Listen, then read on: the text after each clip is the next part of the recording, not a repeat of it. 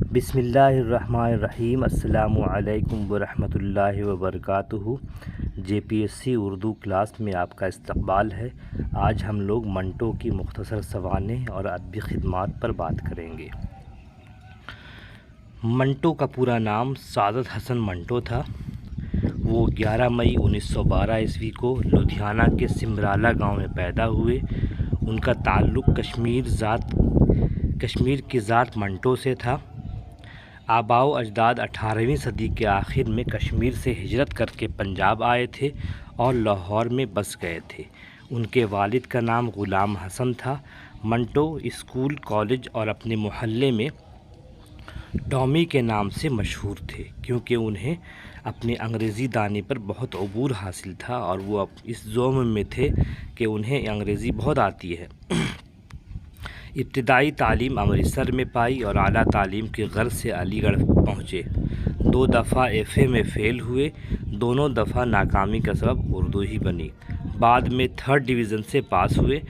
باری علیگ نے منٹو کے ذہن کو سمجھا اور انہیں تراجم نگاری کی طرف راغب کیا۔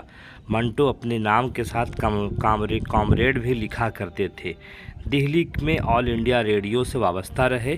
1939 میں ان کی شادی صفیہ بیگم سے ہوئی۔ جنوری 1948 میں پاکستان ہجرت کر گئے اور لاہور چلے گئے۔ 18 جنوری 1955 کو لاہور میں ان کا انتقال ہوا۔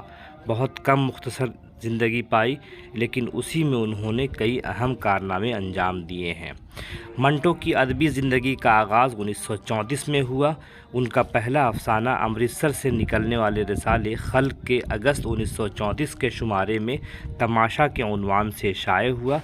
آتش پارے ان کے افسانوں کا پہلا مجموعہ ہے جو 1936 میں شائع ہوا۔ اس کے علاوہ دھواں، چوغد، خالی بوتلیں خالی ڈبے، نمرود کی خدائی، سڑک کے کنارے، اوپر نیچے اور درمیاں، سرکنڈوں کے پیچھے وغیرہ ان کے مشہور افسانوی مجموعے ہیں۔ منٹو کے کئی افسانوں پر مقدمے بھی چلے، جن میں بو، ٹھنڈا گوشت، کالی شلوار، دھواں، کھول دو اور اوپر نیچے اور درمیاں کے نام اہم ہیں۔ منٹو کے افسانوں میں فرقہ وارانہ فسادات، جنسی مسائل اور نفسیاتی مسائل، تقسیم ہند کا المیہ اور زندگی کا گھناؤنا پن خاص موضوعات ہیں۔ وہ اپنے دور کے سب سے زیادہ باغی، تخلیق کار اور فحش نگار بھی قرار دیے جاتے ہیں۔ اگلے باب میں ہم لوگ انشاءاللہ ان کے افسانے کھول دو پر تفصیل سے بحث کریں گے۔ تب تک کے لیے اجازت دیجیے۔ خدا حافظ۔